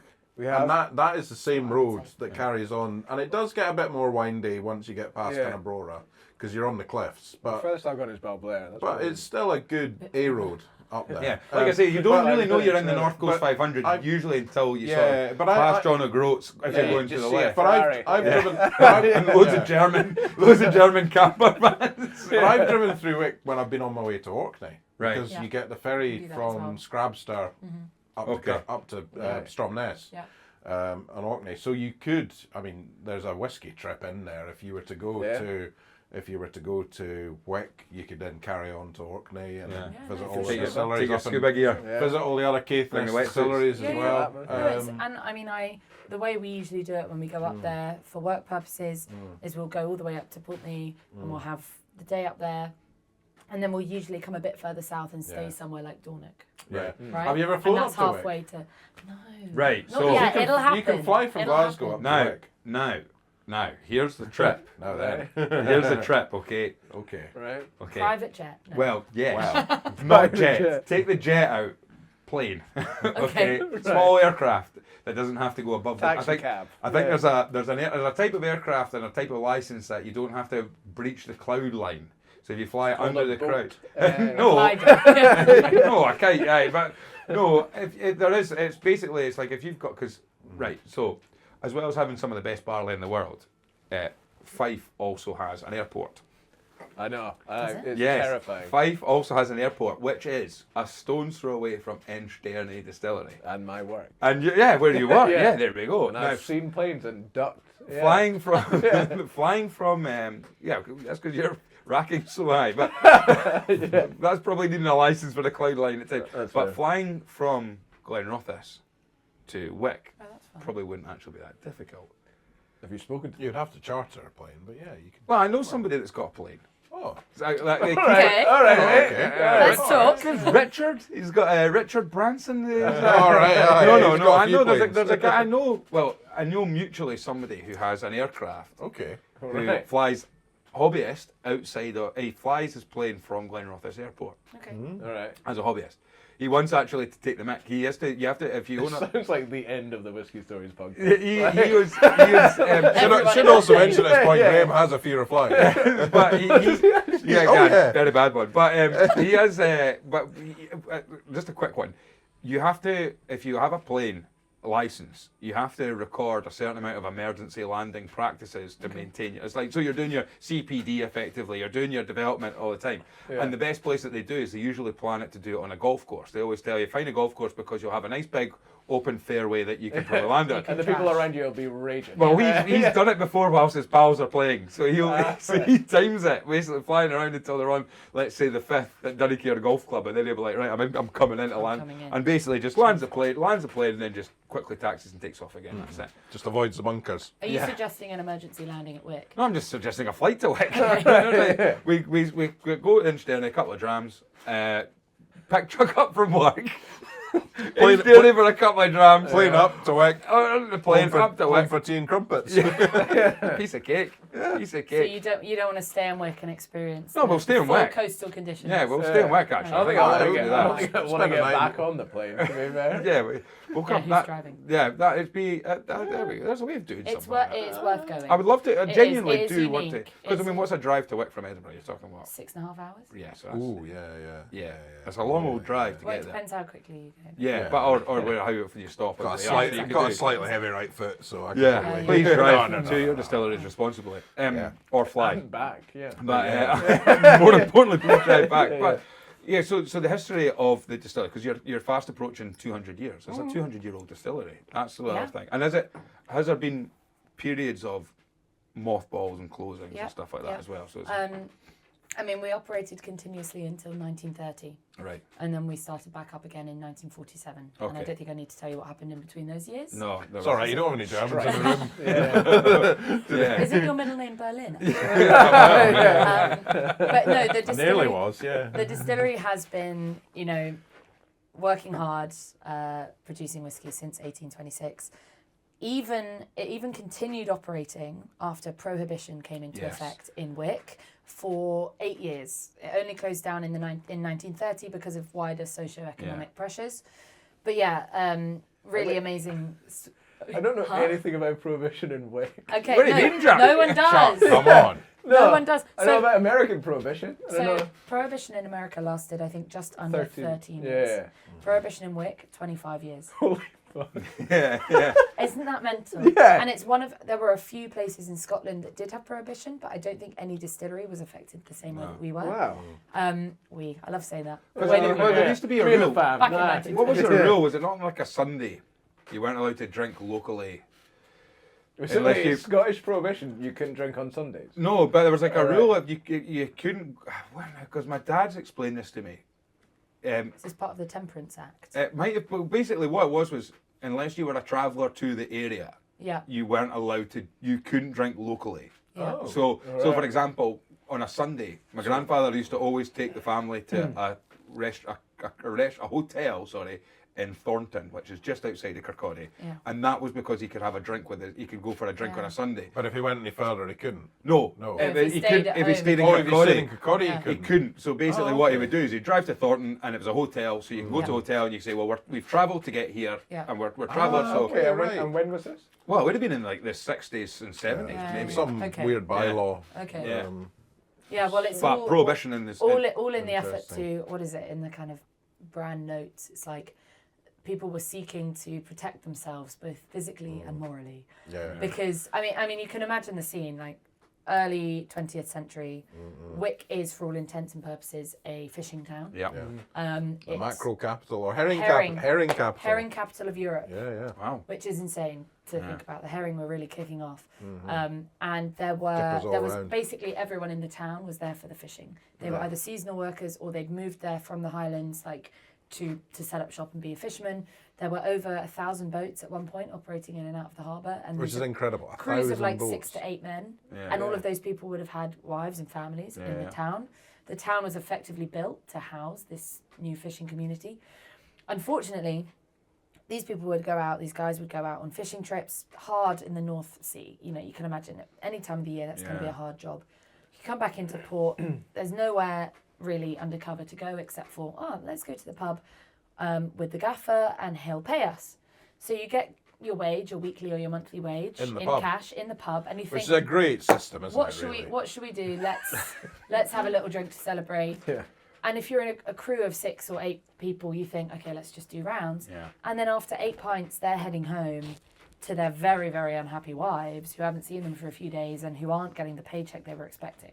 Yeah. So, They're getting whatever's left, which Yeah. is I mean, maybe it was- not- which was and- very detrimental to the And whole there community. is another track to that in the sense that it's because again there was areas of Fife like Anstruther, Pittenweem it would and drive stuff you like that. towards temperance. No, but basically there was also the element that a lot of the guys that had shares or ownership of these fishing boats also owned some of the distilleries Oh, right. Okay. and pubs. So Okay. there was almost like it's a method to the madness. They never met Yeah. a gaff Yeah. in like a library. Did Yeah, they? so and they weren't getting Yeah. paid on the boat. It was like, right, guys, you need to go and meet the guy who's going to pay us. He's going to pay us in Yeah, the pub, yeah. and it was almost like, Yeah. right, well, you might as well get a drink while So you're here. this is exactly it. This is why kind of legal action had to happen to make a big change. It was in, I think it was 1918 that women got the vote. So they could, vote in these elections. And in 1922, or 1920 actually, there was a vote for Prohibition, for the Temperance Act. And 62% of the population of Wick voted in favour of going dry. Wow. It came into effect, I don't know why there was a gap, it came into effect in 1922. And then Process everyone kicked off. yeah, Everyone wanted a maybe drink, hard yeah. to enforce, but every 3 years during that period of Prohibition, the vote re-happened, and they continued to vote for Prohibition for 25 years That's Yeah. wild. until basically 1946, when everyone was like, "Nah, I don't know. Right. Yeah. like, through enough. let's have a drink." Yeah. So 1922 Prohibition started, and the distillery kept operating for 8 years during And that everything time. was going, presumably just leaving on a truck and Pretty that much, was well, it. not yeah. necessarily a Well, truck. yeah, The truck, harbour or was the beating Leaving heart. on a ship, yeah, exactly. So Wick was also famous for a time for its barrels of silver and gold. Oh. That's the phrase, barrels of silver and gold coming in and out of the harbour. The silver being the barrels of herring, Oh, yeah. the gold being the barrels of whiskey. Because there was a bit of smuggling that would go on. Right, I don't want you to say that the whiskey was in a herring barrel ever, No, because I it would was not. not. No herring casks. There was Really there is ledgers with pickled fish casks listed as wood types. That's mental. Yeah. Yeah. But Briny. Bring it back. Yeah, that Bring really it back. But there 200th anniversary. because I was because like this is the thing cocktails. because I've done a lot of I did a bit of research. I did this in the I wrote about this in the newsletter, early doors in the newsletter about the Prohibition and there's a few different sort of sub categories of the story. There's a story about how one of the big drivers was there was some sort of American evangelist family that were in the sort of area who was really driving the sort of thing. And There was the element quite- of the fact that they quite- really targeted yeah. the females in the town because they yeah. were going, your husband's coming back drunk Yeah. every time he comes back offshore. He's come back with no money. You have because it, like you're saying, timed it perfectly with the vote for the women in 1918. Yeah. So they're being able to say, you have the chance to actually change something here. So there was that element. There's also some stories, and again, I don't know how much of you don't know how much of it's just filtered through and come down through hearsay and what have you. But again, a lot of cynics would say that the vote was actually they waited till a lot of the men were actually out at sea. Interesting. To have the vote. Because there was an Interesting. element So of they weren't voting. yeah, so to make Interesting. to get this through No, because it was I'm not sure. again this is where from the brand side of things what the brand will tell the story about versus Of course. what other things. But I did a big deep dive into it because we'd heard it was Shan Buchan. Shout out to Shan. She used to work up at the distillery. She had talked about some of the interesting things about the Pulteney distillery or Old Pulteney distillery and one of the things was this prohibition because she sat there. Did you know there's prohibition in Scotland? We're like, what? But it's interesting that you say it that way because that, going back earlier to what I was saying about heritage, like heritage is effectively the stories you're choosing to tell from the past. Absolutely. Like history is the things that are written down. Heritage is what is being taken into the present. Yeah. It's not about like eliding stories. It's not about changing the past, but ultimately certain stories ring truer for different audiences, right? And the thing is as well, one of the things from a heritage perspective as well with Old Pulteney is, you know, with being a heavy fishing town, there'll be a heavy emphasis and a lot of heritage in the sort of the safety and regard of fishermen and from times when Old Pulteney do a lot of work with they've worked with the RNLI and stuff exactly, like that because it's a big and part of history. A lot of the people who have historically worked at the distillery have either been part-time fishermen or boat builders or something like that. Our distillery manager Malcolm Waring, he used to build boats. Yeah, you know, there's like a we are the maritime malt. Yeah. And the way I like to put it is, we didn't choose to be the maritime malt, but our environment made us that way. Our environment and our people, it's undeniable. And you guys have been part of it because you've sponsored sailing events and stuff like that as well. In the past, before my time. Yeah. yes. Because I suppose when you have that element, you Play know, on it, use it. you want to use it, and Yeah. like because there have been. I think there was one here. I've had it here, and it was like an RNLI special bottling that was done. Listen, you go to any fishing village in Scotland or all over the UK, we're an island. So you go to any fishing village, there will be a memorial somewhere. Oh yeah. Or there will be a story of a disaster. There will be a story of the time a boat went out or a storm came in whilst there was men at sea, and there was X amount. And when you think about it, suddenly if 5 or 6 boats that are carrying 6 or 8 people per time are wiped out, then that damages the Well, we had a chuckle because we went down to on Sunday. Lauren, my current wife, we were down in Newington, and there was a lighthouse in Newington, but they've built flats across the road that are higher than the lighthouse.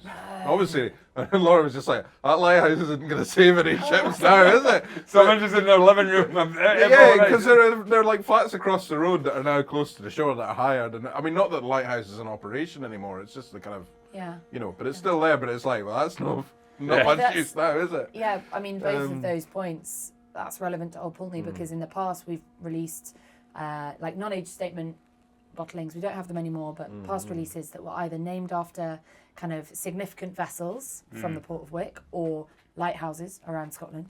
We're always trying to kind of draw on that maritime collection. And even though the core range, I mean, we are all about our core whiskies. We're very proud of them. They will be here for a long time.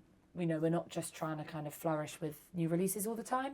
But we did, a few years ago, release a couple of whiskies as part of the Coastal series.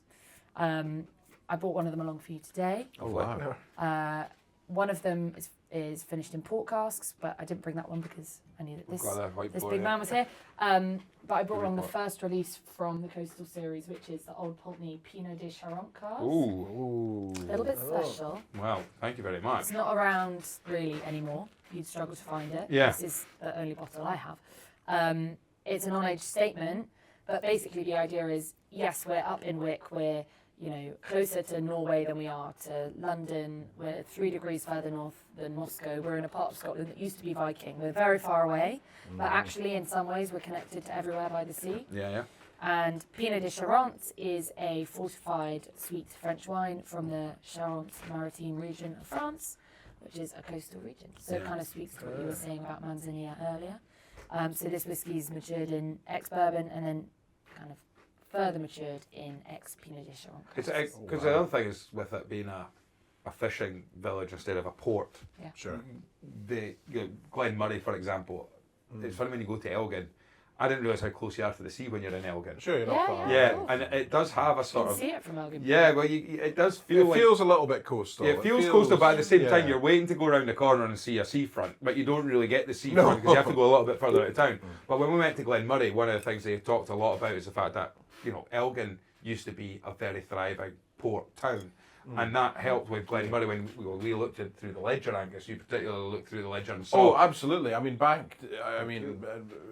think there was early 20th century or late 19th century, they had Madeira casks. I think it was particularly Madeira casks, but these kind of casks that you would assume would be, you know, people might think this is a new phenomenon, these kind of wine casks, fortified wine casks. No, this is something the whiskey industry Over 100 has been years. doing for hundreds of years. Yeah, But by convenience. Yeah, but I suppose the difficulty would have been, like you've already said, you know, herring casks are not a thing for Old Pulteney and what have you. But will there have been an option for, you know, you're doing a lot of stuff with casks from other parts of the world, and it's we love to see it and all that. Will there have been a bit of a tradition with the history and the heritage of the distillery being in a sort of coastal area, getting these casks coming in, do you think? Yes and no. I mean, Wick was very much a fishing town. It was very much shipping things out. It wasn't exactly a hub for the north of Scotland. Back then, there were not a lot of people up in that part of Scotland. So we wouldn't have necessarily been shipping a load of wine up there, but maybe. Maybe, potentially. I can't really speak to that. I think more historically, like even sherry casks were just designated as sherry, like generic all Yeah. tone. Yeah, true. So we're kind of in this, True. we're in the time now really where we're, I guess, showcasing what we're bringing in on a more focal point. So Yeah. education on what you're using with your Yeah, word. we're drilling down It's rather probably than at the just saying, highest it's ever been. Yeah, rather than totally. just saying it's a sherry cask, we're saying it's a Yeah. Pinot cask. Yeah. We are now, we're- you know, we are that's getting Manzanilla casks. That really is. Or Palo Manzanilla. Cortez. It was the Fragrant Drops independent bottler spotlight that we did, Yes, and we had the Inchgour that was finished in a Sauternes cask. it was. There was a Sauternes Inchgour. and Inchgour being another one that's quite often. Manzanilla out of Speyside. Well, yeah, it's like it's seen as a sort of like there is a bit of salty and salinity in Inchgour. It's a coastal one, but one of the things I think it was George or Rachel, whichever. I think it was George actually that said it. Is like, well, actually, you know, your taste buds are naturally drawn to sweet and salty. Exactly. So it That's is almost like exactly the perfect combination It when you is, get that it is. sweetness Yeah. and you get that saltiness. And we've all been there where there are people who like to eat crisps and chocolate at the same time. There you go. I put chocolate in my salted popcorn at the cinema. There you go. And then on the subject of popcorn, The you know, sweet, Peanut butter and chocolate. Yeah, sweet and quite salty, right. yeah. And then there's people who again dip their chips in their milkshake in McDonald's because it gives it. So there is a want and a tendency Yeah, totally. from a human point of view that we want that saltiness and we want the sweetness. Yeah. So I suppose when you get the opportunity to do these casks and work with these casks, it's great. Although, you know, like I say, a bourbon can give you just as much sweetness as exactly. something from And it's Manzanilla. again to your point about like Old Pulteney being briny. Really, what you're tasting is flavours which make your brain associate with briny flavours, and it's the same in whiskey. Like when it's not sugary liquid. Yeah. The sweetness, it's either vanilla sweetness, honey sweetness, Yeah. dried fruit sweetness, Pinot de Charente sweetness. Like it's all about what it's conjuring Yeah. for you. But it's amazing the way that it can, interplay on your tongue. Right, let's talk about. Well, So it's say we also- talk about the elephant in the room a little bit. Okay, I would like to say this is great. it's lovely. It's Yeah, absolutely fantastic. fantastic. Yeah. What's the ABV on that as well? 46. 46, perfect. It's It's a great lush. drinking dram. Really lush. This came out quite a few years ago now, didn't it? I Couple of can't tell things you in. exactly how many, but I think I might have it. within maybe 4 years ago. Yeah. So we've had the 15, and you mentioned it. How many times do you get asked about the Pulteney, Old Pulteney 17. How many times do people say, bring it back? When are you bringing it back? Constantly. Right, so when you go through your core range right now, you've got the 12, you've got the, and then is it Old Pulteney 15 is the next one? Yeah, it's 12, 15, 18, and we've got 25 as well. 18, 25. We've had the 18, and we must have had the 18. 18 is Yeah, special. well, I was tossing it up actually as to which one. Sure, we've had the 18. the 18, yeah, But- that's very good. When people talk about it, and there's people hold it so close to them, like Mark Thompson said about it, reminds him of going to his grandmother's and what have you, and things like that. What do you say to people? Because how can you say to people, well, try the 15 or try the 18? If people tell me I love the Old Pulteney 17, I say, I'm so glad. Yeah. A fantastic whiskey. That's brilliant. Do you have any bottles? Great. Hold on to one of them Yeah. because that's really special. But I'm so sorry things change. Yeah. And not, I get really excited when I see Old Pulteney 17 in a bar, or in a shop. I think it built all right here. Yeah, well, that's an they empty always case. do. I got They excited don't when know that. I got excited when I saw that, then I picked it up and it was empty. I was like, ah. But, people love to hang on to the, I'm sorry, I keep going on about the heritage thing. People love to hang on to the past, and people have this relentless idea that things from the past are better than things for now. Yeah. But in 15 years' time, if we were to discontinue one of our Yeah, our people will ranges, say, oh, people will will be say, talking oh, about I can't that, believe yeah. you discontinued it. Yeah. People are obsessed with this idea, but things are special because they're finite. We're still making the whiskey the same way at the same distillery, same type of casks, same warehouses. It's brilliant juice. It's just a slightly different Yeah. expression. And actually, there are so many ways you can make whiskey. Why not explore it a different Yeah. way? But the other thing that's happening is, we touched on it a little bit earlier, is you're coming up to you are in your 200th anniversary year. So is there anything exciting happening at the It's a very distillery good question, for Angus. that? Well, Well, it's not a centenary, it's a bicentenary. Bicentenary. A bicentenary. I already mentioned that our distillery is getting a bit of a facelift, Yeah. which will be huge for us. There are going to be some special releases later this year. That is all I can say, but definitely keep your eyes peeled because it's really exciting. Yeah. 200 years of making whiskey is remarkable at the best of times, but in a place like Wick, Yeah, on yeah. the northeast coast, pinned up against the North Sea and Caithness Cliffs, amongst those really, really intense conditions, that is really something. To have Sure. gone through so many hardships, 25 years of Prohibition, it's what we're doing this year is we're really celebrating 200 years of such amazing brilliant. heritage. There will also be, so you guys were lucky enough to try the French Oak Distillery exclusive that I brought Yes. along to the tasting a few weeks ago. That is almost out of stock at That was the a cracker. distillery. That was It's a been- really great It's dram. been an absolute favourite. I think it's 53%. Really, really spicy, smooth, sweet, just beautiful. Only available at the distillery, almost out of stock. So we are replacing that with a 200th anniversary distillery exclusive, Nice. which is going to have a little bit of manzanilla Oh, going on. sick. Call back to our manzanilla Yeah. of the north. Get your pilot friend on the phone, mate. Yeah, there you go. And will that be available online or just exclusively up at the I distillery? believe it will be at the distillery and on the distillery website online Yeah. shop, but I would have to confirm that. No, and okay, and It'll price be a wise, very roughly. it'll be a limit. I don't know the price, but Right. it will be a limited run.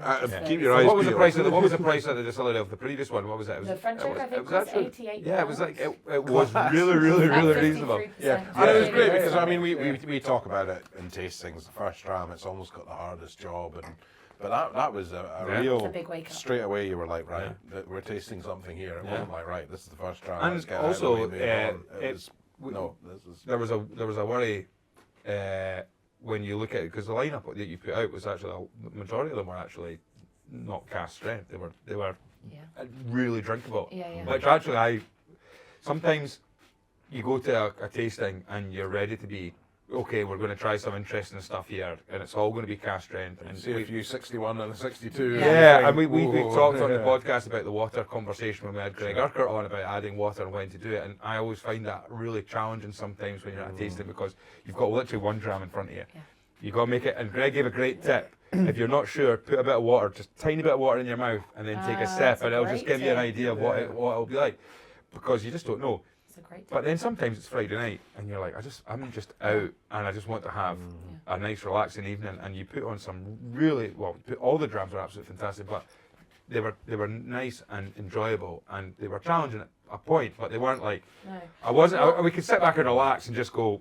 I could enjoy this and not Yeah. have to worry about. I usually I don't like to do linear tastings. I probably said this on the night. I don't like to do it by age. Sure. Because I don't like to suggest that No. actually the older you get, the better it is. Yeah, you don't want to go, right, here's the 12, here's No, the 15, exactly. here's the 18. Yeah, But something in like this case, unfortunately, it ended up being a linear tasting. Yeah.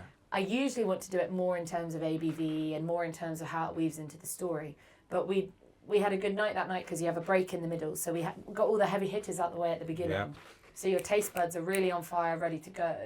And then we got back to, I think the last 3 drams are 46%. So it's not soft No, stuff, no. but It was just you're nice. kind of ready. You were like, you could sit back, relax, and enjoy the drams without actually having to think about, that tastes zing. spicy, but maybe what's it like with a bit more water and yada yada yada. It was very nice. Now, one of the questions I had on the night, and I want to ask you, like for example, the Pulteney 15, the Old Pulteney 15 that you brought out there, and some of the other ages in the core range, we see the 12 everywhere, but it's actually quite difficult to find on trade and also in the in the retail market. Yeah. Old Pulteneys. Interesting. Yeah. Like because the second part of that question would be, which I ask a lot of people. We spoke about it 2 weeks ago with Tim Walker about how do you cope with being like Glenfiddich, or if you can find an Old Pulteney in a co-op, you'll find a Glenfiddich. If you see, and 9 times out of 10, if you can find a Glenfiddich, and there's a few other drams in there. 20% off deal or something. But yeah, you'll find a Glenmurray, you'll find an Old Pulteney. Yeah. Now we've had Stephen Woodcock, who we love Glenmurray on the podcast, and he Yeah, yeah. said, everyone asks why is Glenmurray always so cheap, and he says, well, everyone makes it the same way. There's regulations. Why is everyone so bloody expensive? But how do you find that when you become that supermarket brand, but at the same time there's a wealth and a width of portfolio that if you opened it up to, then it'd be people can enjoy it. I think the first thing to say is there's absolutely no shame in being prominent in supermarkets. No, of course not. No. And it's fantastic that a lot of people out there can access some of our entry-level whiskies. So we actually have a non-age statement called Harbour, which is quite prominent in the kind of grocery supermarket channel now, which is slightly lower price point than Old Pulteney 12. And that's fantastic. If you're seeing the bottle, if you're trying it, if you're tasting our unmistakable salty character, that's brilliant. We're happy about that. We then have so many people across the globe who are huge Old Pulteney fans, whether it was from the 17 or whether it's because they've tried one of our more recent releases, or even maybe they love the 25-year-old and they own a bottle, then that's fantastic. But you're right, it's slightly less prominent because the truth is we're a small brand. Yeah. We produce about 1.2 million litres a year, which in the scheme of things, your Glenfiddich's, that's what, 24 million or something? It is a completely different conversation. But the thing that I love so much about Old Pulteney, and I know that I am the brand ambassador, so obviously I'm going to say this, but I genuinely feel that it's such a great whiskey to work with, because if you give it to a bartender, they'll say, oh, that's fun. Oh, there's a lot I can do with this. Let me make you a really fun cocktail with the 15, or let me do some crazy salty seaweed riff on the 12. Or you find it in a very reputable whiskey specialist shop and it stands out. It's still, you do a tasting, it still stands out with its flavour. And if you go into the more higher age items, it can hold its own. What's an 18 costing, roughly? Testing me. I am going to say around £140, but it might be more. Well, when you look at we're not going to hold you to it, but at the same time, it's when you start looking at the difference of the core range, and when you start actually seeing special releases as well, because there are people that are tuned in to distilleries when they bring out special releases. We were talking about Glen Scotia and Loch Lomond special releases when we had Shona Gillespie on. Right. Shona Sips. Yeah, exactly. When you're honed in to a distillery and you start to see special releases, and there's people that are able to do, like you guys will have it with Speyburn. You'll have that Spirit of Speyside release coming out, which I'm sure will be an absolute cracker. And then you've got like Glen Scotia, they'll be able to do a Campbelltown Festival release. Yeah, of course. How do you do it with Old Pulteney? There was because you're waiting for, obviously you're not going to wait every 100 Well, years, no, but, we don't, but at we the same don't. time, how do you don't have that opportunity to go, oh, there's a festival on, so we can bring out a festival, or there's, you That's know, a good point. I will say, when I was in... Old Pulteney is a distillery that was, as I say, was one of the first bottles I bought, but I kind of overlook it a lot. yeah. What kind of got me to look at it again was when I was in Melbourne, and I think there was a single cask release that was done for the bars in Melbourne. Nice. That's fun. So it was like That's a pretty small release. I Yeah. think it was like a 14-year-old Yeah. first fill or refill bourbon. Stunning. Yeah. We do Oh, work bourbon, with- the 14-year-old refill bourbon, or was it But first that- fill but bourbon that- and refill was on? But that's on the First fill, but that's yeah. the other side of Yeah. the planet. And, Yeah. and I went to Elysian, Yeah. and I was going, this is great. Yeah. Like, it is great. Well, you've kind of hit the nail on the head there. Of course, we're going to release some stuff to celebrate 200 years. Of course. Yeah. And it's going to be remarkable. So stay tuned. But yeah, what we do as Old Pulteney, we kind of speak more to that crowd of people who love Old Pulteney, who can appreciate it, who can appreciate the difference. So we did a single cask bottling for the independent whisky bars of Scotland. Yeah. So it was only for the Highlander Inn, Dornoch Whisky Castle, the Malt Rooms in Inverness, and some others. Great places. So places that really care about it and that are going to talk to people about it. For the Craigellachie Hotel as well. Yeah. For the Quaker Bar, So we do it that way. We also have the one that you liked from the tasting, that second dram. That was an exclusive bottling for the Cinderella Whiskey Fair. Well, that's just finished. There you Well, go. as we're recording this, it's just finished. Exactly. So, shout So out to anyone it's who's still got their sea legs. There you go. Can you imagine? I'm very glad I'm in this basement. It's Yeah, yeah. but for the Scandinavian market, they absolutely love Old Pulteney as well. So we tap into the people that recognise us and care about us, and we do something special for them. But ultimately, we back our core range. Yeah, We do not need to just be releasing special stuff all the time to get attention. It is good whiskey, Yeah, yeah, and it's been there for a long time. And when you do, you're just honing in on the people that you know will, because you're a brand ambassador, but we've talked about it so many times, Chuck being one of them. Cody Reynolds said the best brand ambassador you can get is an educated and an enthusiastic person working behind the bar. Yeah. Oh, gosh, and yeah. suddenly, Well, like what you're saying, Chuck's gone to Australia and somebody's in the bar's gone, you need to try this. Yeah. And it's Old Pulteney. But it also goes to the bar people you're speaking to that goes, this is great. I know I can do a really cool cocktail with this. Yeah. And as soon as right, they're using Old Pulteney in a cocktail. That's cool. Yeah, and the thing is, it goes back to the success of the Pulteney 17s, and I'm touching our bottle as if it was a huge success. But Massive success. it was, That's but why the I- big success I've was wanted Greg to rip the Urquhart. rest of the foil off this for like the entire podcast. But Greg Urquhart being able to get that, but Stressing me because out. it's not something that you see in a lot of. I've not seen a lot of Pulteney independently bottled. So what you're doing, what you get is you get people who maybe know what Pulteney's like, Old Pulteney's like, and go, I've not had an awful lot of opportunity to try it at a different format like in white port or ruby port and stuff like that. But yeah, it's fantastic. But we are fast approaching that time of the Fair evening enough. where we ask our guest, Flo, your what 3 drams? Now we always say allowed one on brand, if you want to go, but any 3 whiskies that have a meaning, story, or some sort of association with yourself. Well, I'll preface this with obviously all of my brands are my favourite whiskies, but actually my what 3 are not from my brand. That's okay. Oh, you're allowed you get a Okay. bonus. You're allowed you get a to bonus. hold it off We'll give you a brand if bonus. you We'll want. give you a bonus. No, it's fine. So, okay, where to start? One of the best whiskies I've ever tasted was at a whiskey fair in Hong Kong, and it was Ardnamurchan 5-year-old finished in Madeira, and it was unbelievable. I drank it and I was kind of brought back to the present because I thought, why am I drinking chocolate coffee? Yeah. It was unbelievable, and it was such a good example of, such a clear example of younger whiskies being incredible. Oh, those guys. When Carl Crafts was on the podcast, he brought a kind of selection of whiskey with him.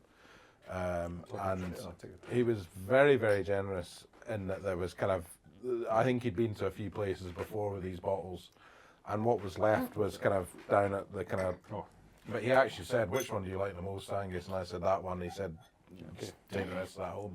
And it was a Madeira cask. I don't think it was a 5-year-old. I don't think it was an age statement. And they've got it upstairs as well. Yeah. Ardnamurchan in Madeira is just incredible. Do you know it was? It's stunning. It was so it was good. Charlie Hume.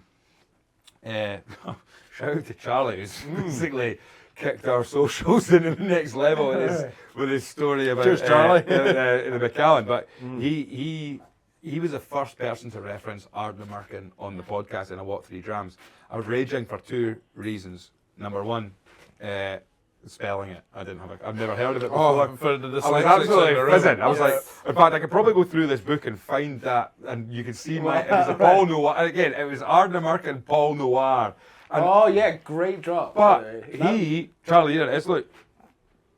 Ardnamurchan. Oh wow, sounds like a firkin. Yeah. Paul Noir Champagne, AD Paul Lenouis release cask. It He was was playing with you there. It was a cask sample, but the thing was, so that was the first reason I was raging. Second reason, I'd actually never heard of these guys. I was like, who the hell are they? Like, and then I heard it was a new distillery. I was like, God, for somebody who works at the Malt Room at the time, who's about to go to the Cayman Islands to set up a whiskey bar, surely they must have tried a better dram than a distillery that's barely even put anything out. Interesting. How naive was I? And then suddenly, what Ardnamurchan have brought out. I mean, I think it was mentioned, Simon Smith said, annoyingly good, because they'll just constantly put the stuff It's out. a really irritating, irritating independent bottler, because I've tried to buy loads of their stuff and it's just gone before the Yeah, that's the thing. And this whiskey was incredible, and And then it was disappeared. gone. Yeah. It was gone. And you know when they've done like a collaboration bottle, it has that sort of like, and again, it's the colour. I'm just drawn to it. That sort of turquoisey blue on the bottle. It's like if they do a collaboration bottling with, so not an independent bottling. Oh yeah. So it's like the one that we did It's with not a Gordon. clear bottle. It's got that kind of. It's got that sort of. Yeah, It's not frosting, but it's just like turquoise. it's almost like a more sleeve of of blue. It's more of a kind They of did one Prussian with blue or Cardrona. something. Yeah. There's an Really? Ardnamurchan Cardrona Really? collab. Wow. Oh. The Ardnock as well. That was pretty Yeah, huge yeah. and great label on that. Super. Well, great. Honestly, and we're, like I say, stay tuned for. Well, some keep your eyes Ardnamurchan. peeled for some A lot of Ardnamurchan Ardnamurchan chat coming up. Ardnamurchan content. Nice. Yeah. Okay. Brilliant. Great. Good. That's a great Okay, start. happy.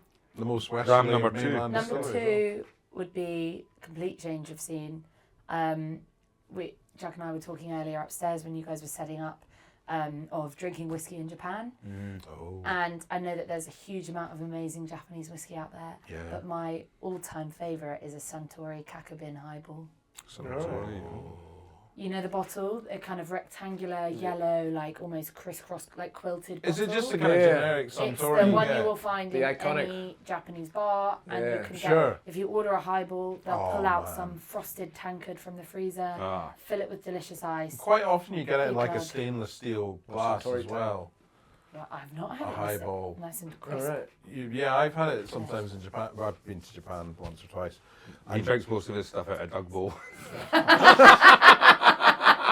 was that vessel they gave me before? But no, you get sometimes I've had it like sometimes in Japan I've got like they've served me highball in like a stainless steel glass. Really? All right. And it's just like what? It's just like because it's always cold as well. It's Yeah, just well, like, obviously. like cold steel. Yeah. Just like To be fair, I wow. think Wow. I'm all the highballs I had came out of like 7-Elevens and not 7-Elevens. Yeah, but the Suntory yeah. So you canned highball from it's- 7-Eleven It's is fantastic. unbelievable. So is that Yeah. is that from a, because this is what's funny when you look at like from an experience of drinking whiskey versus the flavours and stuff like that.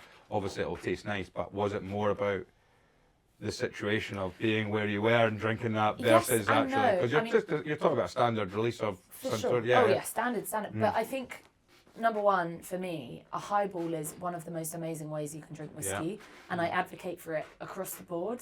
Whatever you want to put in there, it's up to you. Yeah, Like yeah. it doesn't just have to be a standard blend. Yeah. Actually, Old Pulteney 12 is cracking in a highball as well.